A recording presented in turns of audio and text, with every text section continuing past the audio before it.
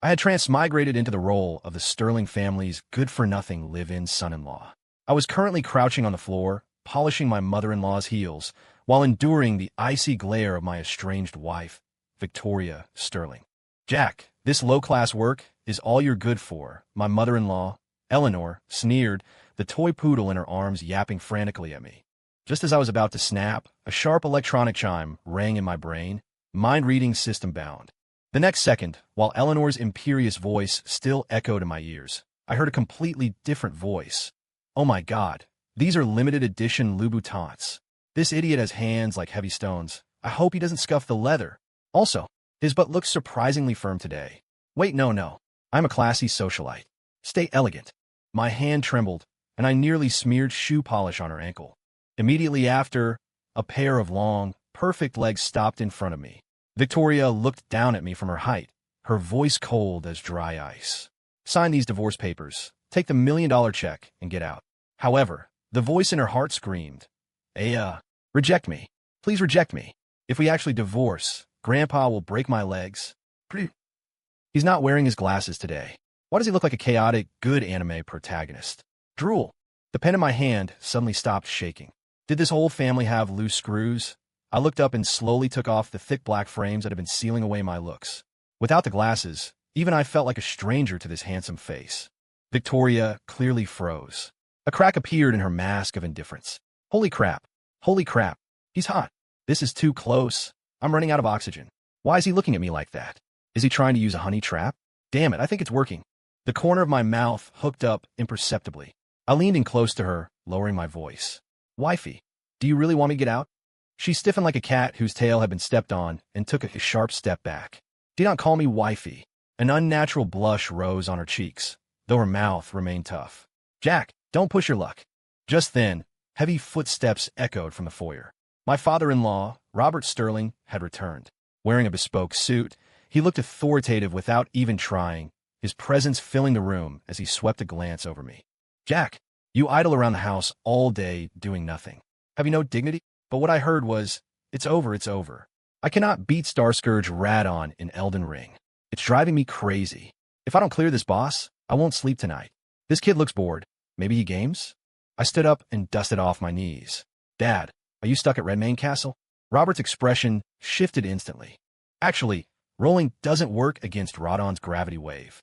You have to jump to dodge it," I added, pretending it was a casual comment. Robert's eyes lit up instantly. He cleared his throat, trying to maintain the majesty of the head of the house. "Jack, come to the study. I have some matters to discuss with you." Genius. Why didn't I think of that? Quick, come teach me how to beat him." I followed him into the study, leaving a bewildered Eleanor and Victoria behind. Dinner time was oppressive. The housekeeper, Mrs. Higgins, slammed a bowl down in front of me. It contained cold leftovers from lunch. "Mr. Jack, if you're going to be a freeloader, you have to accept a freeloader's meal," she said with a passive-aggressive tone. The whole family stayed silent, tacitly allowing the humiliation. Victoria frowned but didn't speak. That's too much. How can she give him leftovers? But if I speak up for him, won't it look like I care?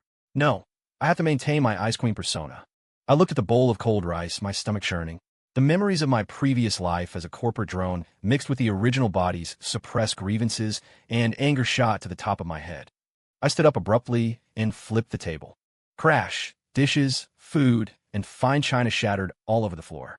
Everyone was stunned into silence by this sudden outburst. Mrs. Higgins went pale. Eleanor pointed at me, too angry to speak. Robert, who had just been in a good mood after beating the game boss, stared at me in shock. I scanned the room coldly. I wouldn't feed this garbage to a dog. With that, I turned to leave. Behind me came the chaotic thoughts of Victoria. So manly. He actually flipped the table. So hot. But the food is all on the floor. What am I going to eat for dinner? I nearly stumbled. It seemed that if I wanted a decent meal in this house, I had to rely on myself. This life was getting more interesting by the minute. The next day, while I was cleaning, the doorbell rang. It was Victoria's best friend, Tiffany Ray. She wore a white dress, hair cascading over her shoulders, looking gentle and harmless. As soon as she entered, she affectionately linked arms with Victoria. "Tori, I missed you so much." Her gaze fell on me, carrying a trace of mockery. "This must be Jack? You work so hard. The house is spotless. You're just like a professional janitor." Victoria frowned slightly, but said nothing. What does Tiffany mean? Is she mocking Jack? He's my husband, not a maid. Tiffany picked up a coffee from the table and pretended to walk casually toward me. Jack, let me help you. Before she finished speaking, her hand tilted, and the entire cup of scalding coffee splashed onto my freshly changed white shirt. Oh, I'm so sorry. I didn't mean to, she screamed in panic, hurriedly pulling out tissues to wipe me down. Jack, why are you so clumsy? Victoria scolded harshly. I just bought him that shirt yesterday. It cost thousands. My money. It hurts my soul.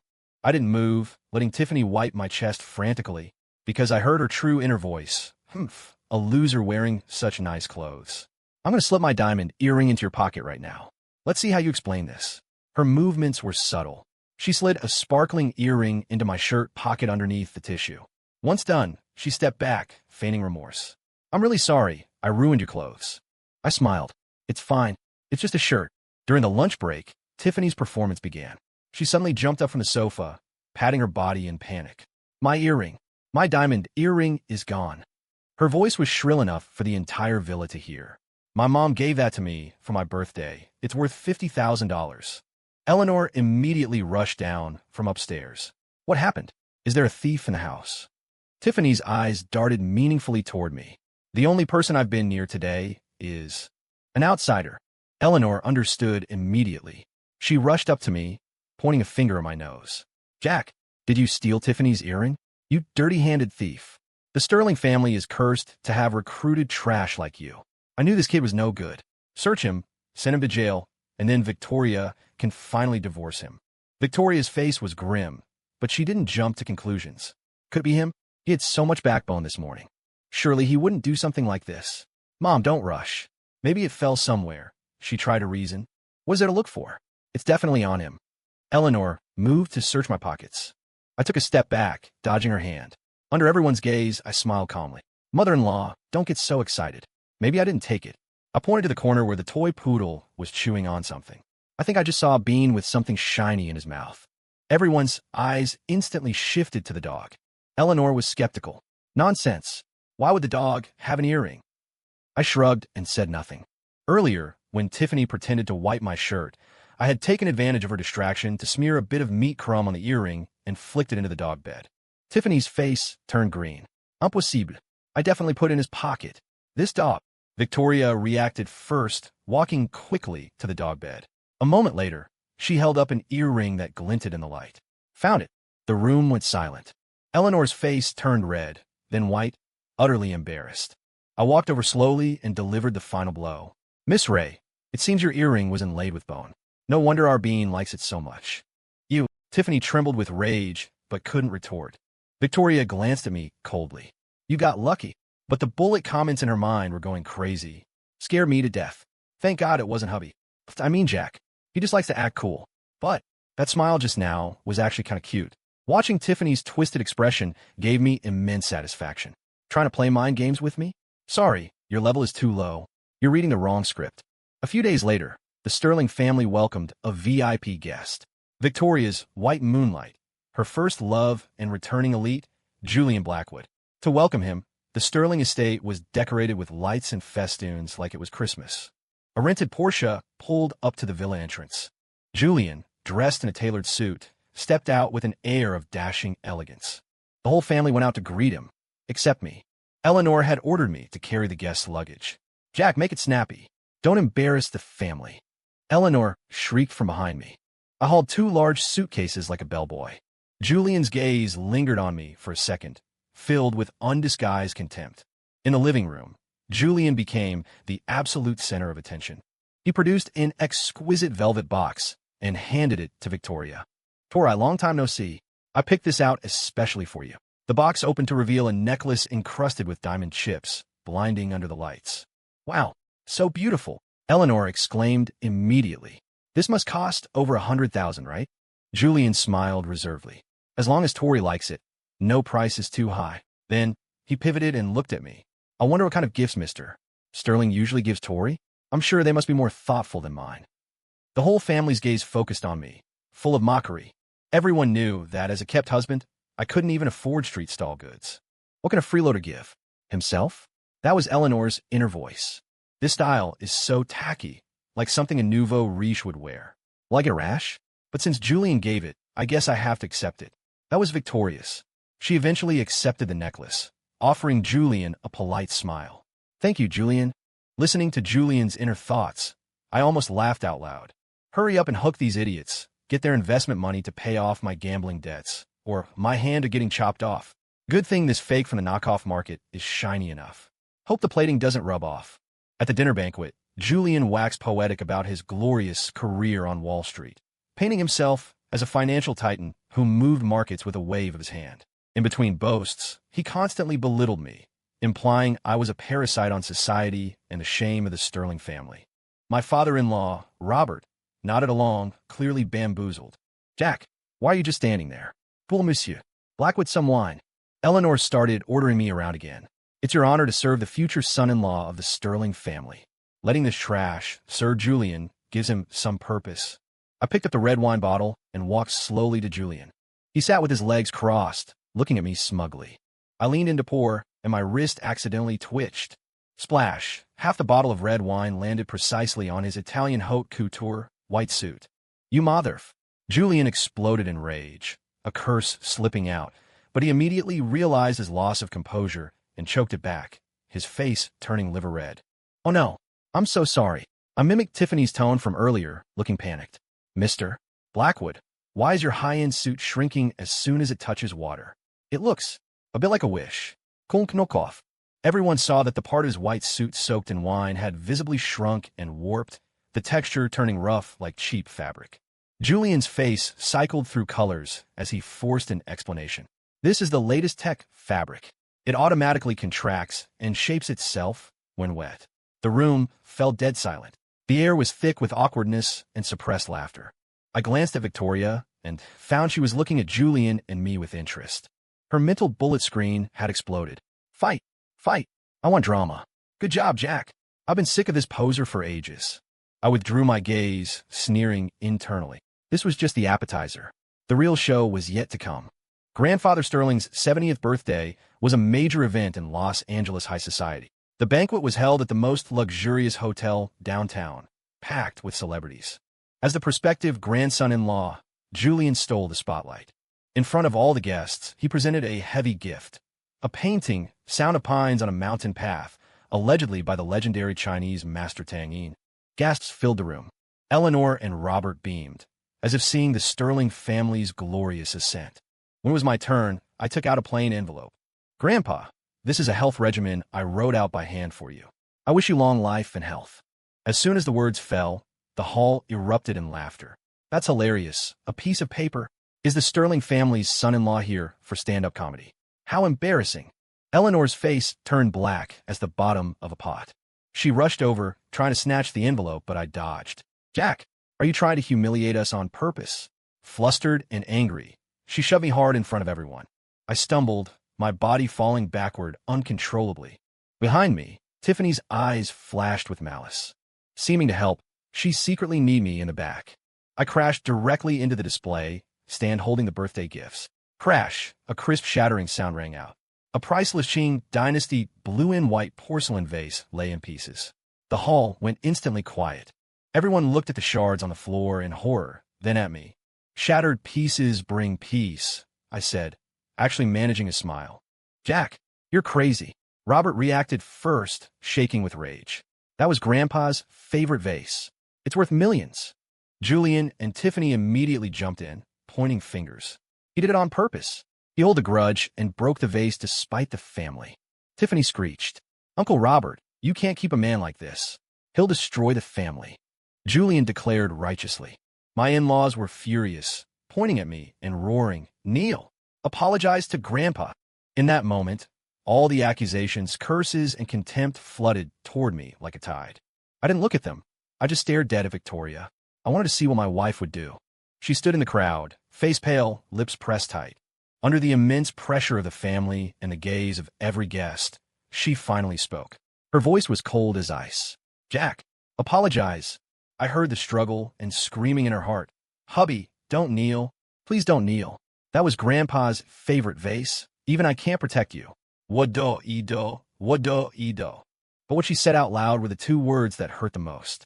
My heart went completely cold in that instant. I suddenly laughed out loud. The laughter echoed through the banquet hall, jarring and manic. Under everyone's stunned gaze, I picked up a fragment of the Tang Yin painting from the floor. Tang Yin's paintings used Ming Dynasty pine soot ink, which is dark and matte. But this painting uses modern chemical ink. It reflects light harshly. I pointed to the shards of the porcelain vase. In this vase, Mr. Blackwood accidentally bumped the stand earlier to make it unstable. Miss Ray then coincidentally shoved me. Truly a seamless performance. My gaze shifted to Julian, whose face had gone pale. Mr. Blackwood, about that $5 million debt you owe at the Venetian in Las Vegas. Has your loan shark, Dragon, given you a final ultimatum? I articulated every word, clearly speaking his deepest fear. The blood drained from Julian's face. The crowd was in an uproar. I ignored these clowns. I walked step by step toward Victoria, pulling the divorce agreement I had already signed from my jacket. I slapped the paper against her beautiful, shocked face. I'm done being a kept man. Divorce. With that, I turned without looking back and walked out of this gilded hell, leaving everyone staring blankly. Behind me came the scream of Victoria's inner world collapsing. What? He's really divorcing? I forbid it. Help me, my wife ran away. No, wait, my husband ran away. Too bad. It was too late. I, Jack Sterling, was done acting with this troupe of drama queens. Walking out of the hotel, I let out a long breath. The air had never been fresher. In my mind, the system voice rang out again. Congratulations, host, for escaping the sea of suffering. Reward. God-level investment site. I looked at a convenience store across the street selling lottery tickets and walked in, guided by an invisible force. I bought a random ticket, stuffed it in my pocket, and left. From today on, I lived only for myself. Meanwhile, the Sterling household was in chaos. The matter of Julian's massive gambling debt was quickly verified by Robert. Soon after, Dragon showed up at the Sterling house with his goons. Thanks to my warning, Robert hadn't rashly signed the investment contract, avoiding a massive loss. Julian and Tiffany became the laughingstock of Los Angeles high society, their reputations completely destroyed. Although the Sterlings weren't implicated financially, they lost face completely, and the chaos was just beginning. Robert sat in front of his computer, scratching his head over the Elden Ring boss. Without my guide, he couldn't move an inch. Worse, his secret stash of cash hidden inside the game console box had been found by a furious Eleanor and confiscated. Eleanor sat staring at the food made by the new maid, unable to swallow. This is pig slop. So salty. That good-for-nothing Jack. His cooking was actually really good. For the first time, she started to miss me. And Victoria locked herself in her room for a full day. She stared at the empty side of the bed, the scent of me seeming to linger in the air. I can't sleep without his smell. Where is my personal body pillow? How could he actually leave? Finally unable to bear it, she picked up her phone and dialed my number. She had already prepared her opening line, intending to use her usual icy tone to order me to crawl back. However, the phone delivered a cold system message. The subscriber you have dialed has blocked you. Victoria Sterling, the high and mighty CEO, tasted rejection for the first time. She threw her phone onto the bed in a rage, but inside, she felt as wronged as a child. How dare he block me? How dare he? Meanwhile, I was using the $10 million I'd just won from the lottery to completely reinvent myself at a luxury boutique. A tailored suit, an expensive watch. I completely bid farewell to my past image of a loser. That night, I sat in the most prominent spot at a high-end lounge. My superior looks quickly attracted countless gazes. A woman with a hot figure walked over with a glass of wine. Hey, handsome Malone. Mind if I join you? This scene was captured by Tiffany, who happened to be there drowning her sorrows. Her eyes flashed with malice as she snapped a photo and sent it to Victoria. Tori, look, he leaves you and immediately lives it up. He's already got a new girl. She wanted to see Victoria break down in pain. But she didn't know that Victoria's first reaction to the photo was an earthquake in her pupils. In the photo, my profile was chiseled, my shirt sleeves rolled up to reveal firm forearm muscles. Victoria's breathing stopped. Those abs, that jawline, is this content I get to see for free? Who is that vixen? I need to drag him back and lock him in the house so no one else can see. That night, the Sterling family held their first ever emergency family meeting. The agenda was singular. How to coax back the useful, handsome, cooking, gaming son-in-law. I used the lottery money to acquire a tech company on the verge of bankruptcy. With the God-level investment site rewarded by the system, I accurately predicted the next market trend. The company came back from the dead, its valuation skyrocketing. One day, I was at a high-end French restaurant meeting an important partner, the CEO of a top domestic investment firm. Olivia Pierce. Olivia was near 40, well-maintained, with a powerful aura. We were chatting happily when a cold figure appeared at my table. Victoria. She wore a sharp business suit and exquisite makeup, yet she couldn't hide the dark circles under her eyes. When she saw Olivia opposite me, her eyes instantly went cold. Who is this woman? Bigger chest than me, longer legs than me, looks super rich. Hubby doesn't want me anymore. He found a sugar mommy. I heard her inner voice and almost cracked a smile. Had enough fun? She asked, maintaining her queen-like posture. If you're done playing, come home with me. I put down my knife and fork and wiped my mouth with a napkin. Ms. Sterling, please have some self-respect. My tone was flat. We are divorced. There is no home to go back to. Jack, she gritted her teeth in anger. Don't be ungrateful. Boo-hoo, he's so heartless. He really doesn't want me. What's so good about that woman? No, I can't admit defeat. Just then, two uninvited guests walked over. Julian and Tiffany. Although they looked ragged, old habits die hard. Seeing me, they couldn't resist trying to stomp on me. Oh, isn't this Jack? What? Just left the Sterling family and already climbed a new branch. Julian said sarcastically. Tiffany chimed in. This older sister better be careful. Some people specialize in being kept men, swindling money and sex. They thought Olivia was my new sugar mama and wanted to see me humiliated. However, the next second, Olivia's actions left them dumbfounded. The investment mogul, whom even Robert had a curry favor with, stood up and bowed respectfully to me. Master Jack, regarding that chip project we discussed. You can invest, I said indifferently. Within 3 months, the return won't be less than 300%. This was the conclusion I reached using mind reading combined with the system's ability. Olivia was overjoyed. Thank you for the guidance, Master Jack. Julian and Tiffany's jaws nearly hit the floor. Master Jack? Since when did this trash son-in-law become a master? Victoria was also dumbstruck, looking at me now, radiant, commanding the room. She felt I was a complete stranger. Regret grew in her heart like wild vines. How many talents does he have that I don't know about? Was I really blind before? Deal concluded, I prepared to leave. As I passed Victoria's table, I stopped. I signaled the waiter and pointed at them. I'll pick up the check for this table. Then, I looked at Victoria and said, word by word, consider it a severance meal from your ex-husband. After all, you might not be able to afford such good food in the future. With that, I walked away with style, leaving Victoria, Julian, and Tiffany staring in shock, anger, and humiliation. Behind me, I heard the sound of Victoria stomping her foot in frustration, and her traitorous inner voice. He's so arrogant. I love it. Is this the legendary CEO vibe? He looks so hot even when he's insulting me. I was speechless. This woman's brain was truly wired differently. Julian and Tiffany didn't learn their lesson from the social death. On the contrary, pushed to a desperate corner, they became even crazier. They decided to team up and destroy me in the most vicious way. As long as Jack's reputation is ruined, Victoria will definitely come back to me.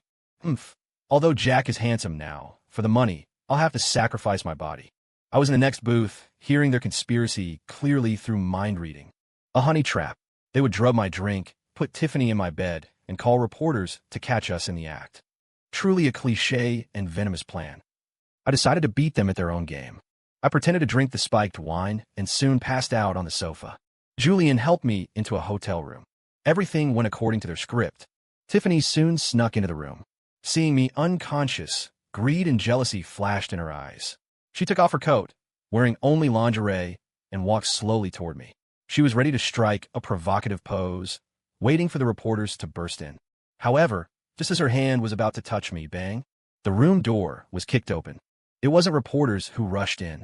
It was the police, along with a pale-faced Robert and Eleanor, and a shocked Victoria. I sat up slowly on the bed, adjusted my collar, looking immaculate and not the least bit drunk. Tiffany screamed, covering herself with the duvet like a frightened chicken. I looked at her, smiling playfully. Miss Ray, I know I'm handsome, but you don't have to be this thirsty, do you? In front of my ex-wife's family. It's a bit inappropriate, right? Jack, you. Tiffany was too angry to speak. Julian rushed in right behind them, intending to catch the adulterers, but froze on the spot seeing the scene. What? What is happening? I snapped my fingers. The projector in the room suddenly lit up, projecting a clear video on the wall. It showed Julian and Tiffany conspiring in the booth earlier, audio and all. I had recorded it with my phone. Even better, to make the scene livelier, I had hacked the hotel's network and set this video to live stream across the internet. At this moment, Tens of thousands of netizens were enjoying the drama. Julian and Tiffany's faces went from pale to red, then to iron gray, and finally dead ash. They were finished, thoroughly finished. The police stepped forward and cuffed them. As he was dragged away, Julian roared madly, "Jack, why? Why do you always know? What kind of black magic do you use?" I walked up to him and whispered with a smile, "Because I am a nightmare in your heart." Watching them get taken away, I felt no joy, only boredom. Having dealt with the external enemies, it was time for the Sterling family circus. I turned around to meet Victoria's complex gaze. "He's so amazing. It's like everything was in his calculations. Can I really win a man like this back?" I raised an eyebrow at her. The game had just begun. With Julian and Tiffany gone, the Sterling parents finally focused all their energy on how to redeem the ex-son-in-law. They began a family affection offensive. First up was my father-in-law, Robert. He carried 2 bottles of expensive whiskey and personally visited my new company. "Jack, Dad was wrong before. Dad apologizes." He put on the posture of a caring elder. But what I heard was, "How the hell do you beat Melnia, Blade of McQuella? I can't dodge that waterfowl dance." "Jack, save me. Save your poor father-in-law." I had the receptionist tell him I wasn't in. Robert wouldn't leave. He stood downstairs. He shouted affectionately at the office building, "Son-in-law, Dad knows he was wrong. Come back soon." But inside, he was frantically reviewing boss fight positioning. "Roll, jump attack. No, timing is off. Why isn't that useless son-in-law coming down?"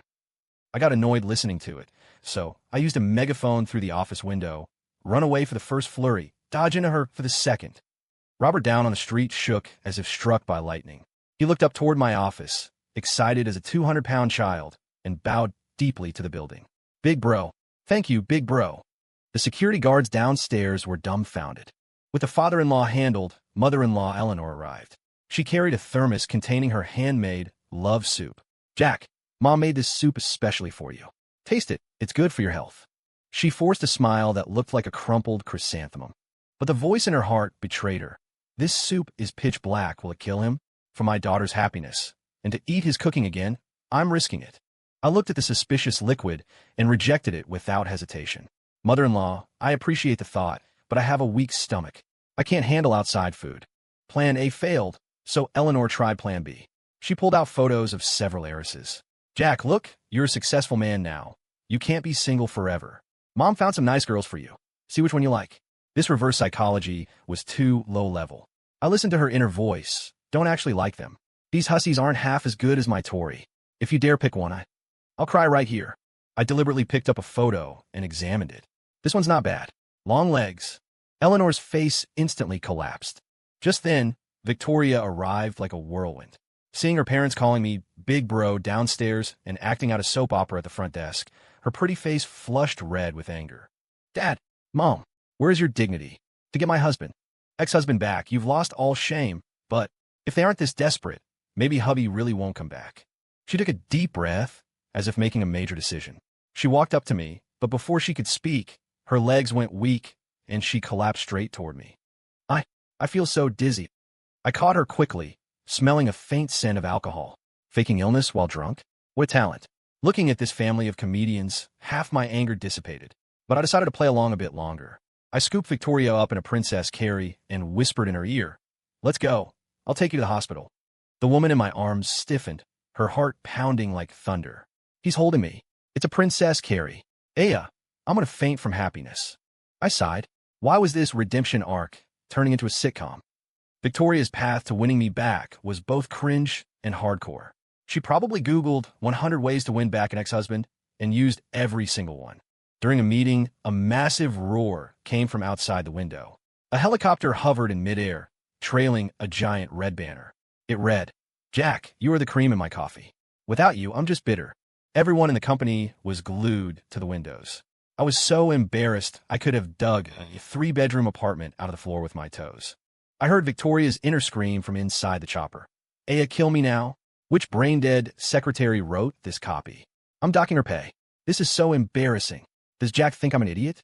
That night, she cornered me in the underground parking garage. Mimicking a drama, she put one hand on the wall to cabinet me. But because of her height, she was secretly standing on 2 bricks. She tried to keep a straight face and used what she thought was a domineering voice. "Man, you have successfully caught my attention." I couldn't hold it back. I burst out laughing. She broke character instantly, her face turning red as a ripe tomato. She slipped off the bricks and fell toward me. I caught her, smelling the fragrance of her hair, and felt a softness grow in my heart. Don't laugh, don't laugh. I practiced all night. Oh, where's my CEO aura? In this romantic yet ridiculous atmosphere, several thugs wielding steel pipes suddenly rushed out from the corner. You're Jack Sterling? You owe us money and refuse to pay. It was the creditors implicated by Julian earlier. Unable to find Julian, they came for me. I pulled Victoria behind me, my expression darkening. You got the wrong person. Cut the crap. Boys, get him. I hadn't fought in a long time, but dealing with these punks was effortless. A few minutes later, they were lying on the ground groaning, noses bruised and faces swollen. I dusted off my hands and scathed. Turning around, I saw Victoria leaning against the car, her beautiful eyes shining at me with pure worship. Her mental bullet screen was a waterfall. Hubby is so hot. Hubby is so hot. I want to have his babies. 1 against 10. What kind of god-tier boyfriend power is this? Crisis averted, I noticed that in the chaos, her arm had been scratched and was bleeding. Although it was just a superficial wound, she frowned, looking like she was about to faint from pain. I sighed. I was soft-hearted after all. Come on, I'll take you to the hospital. Seeing the triumphant smile on her lips, I knew this woman was acting again. But this time, I found myself somewhat willing to play along. In the hospital VIP ward, Victoria lay in bed, whimpering and feigning weakness. Ouch, my lower back hurts. I think I twisted it. She peeked at me, her inner thoughts exposing her instantly. My back is a little sore. Will he rub it for me? His hands are so big, it must feel so good. I didn't speak. I walked over and reached behind her waist, massaging firmly but gently. The waist under my palm was slender and soft, the touch incredible. Victoria froze. How did he know what I was thinking? Are we truly telepathic? Her face exploded in red. To ease the awkwardness, I casually said, Are you hungry? Want fried chicken and Coke? She nodded frantically. Yes. I want fries too. How does he know everything? Is he a mind reader? I took in her expressions and teased. You look just like a greedy cat. Embarrassed, she buried her head in the quilt. The atmosphere in the ward became warm and peaceful for the first time. Maybe it was the medicine, or maybe the atmosphere, but Victoria became emotional. She grabbed my hand, eyes red. Jack, I'm sorry.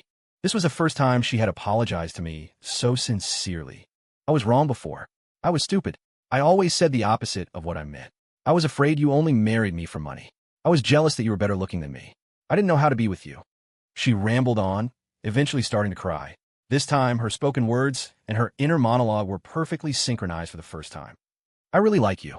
From the first day you joined the family, I thought you were so handsome. I just didn't know how to show it. I was scared that you didn't like me at all. My heart was deeply touched. It turned out this arrogant woman didn't lack love. She just didn't know how to love. I leaned down and gently kissed the tears from the corner of her eye. Just then, the door creaked open. 2 heads, Robert and Eleanor, peeked in. Do they kiss?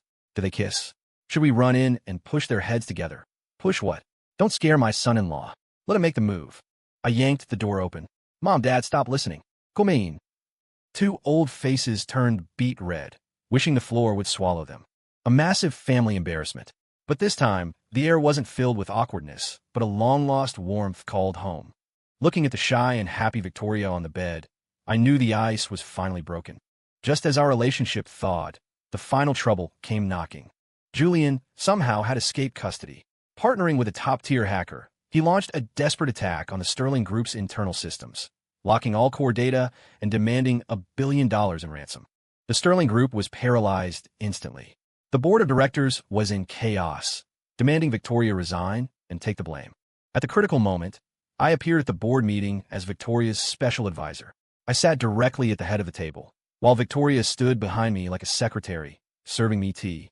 Gentlemen, why the panic? I looked around. The sky isn't falling. A senior director stood up, distressed. Jack, you're an outsider. What right do you have to sit here?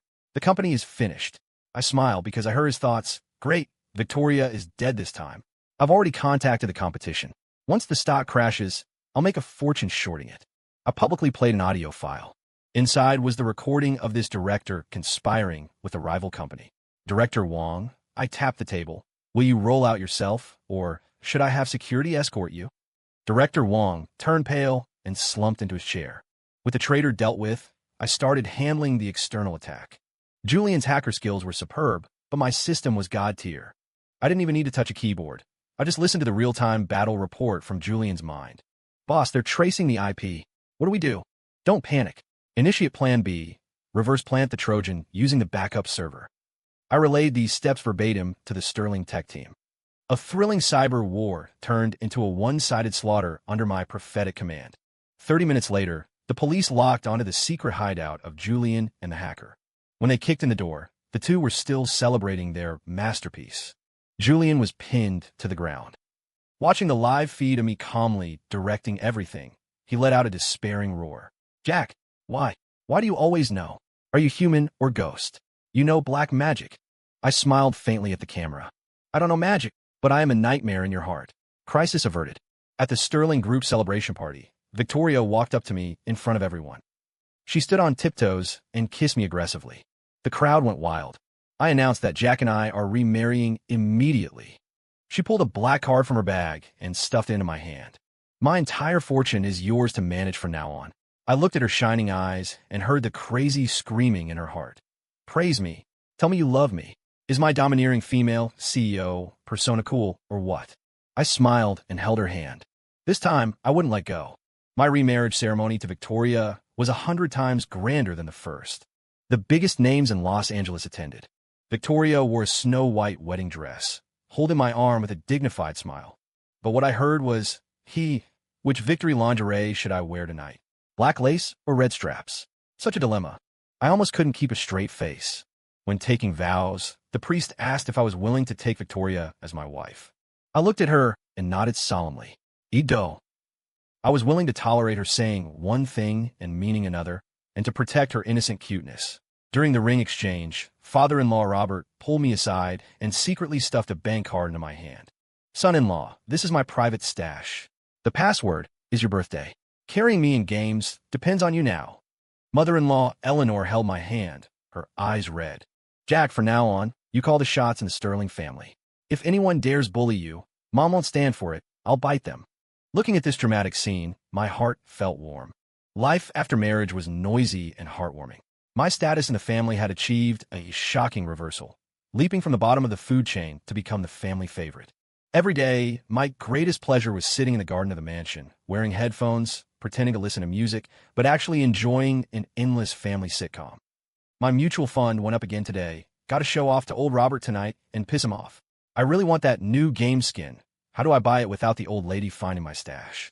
These rising and falling silly thoughts were like a cheerful symphony, making me feel incredibly at peace. Victoria, wearing loungewear, hugged me from behind. Hubby, what are you smiling at? You look so happy. I turned around and pinched her cheek, smiling at how cute you all are.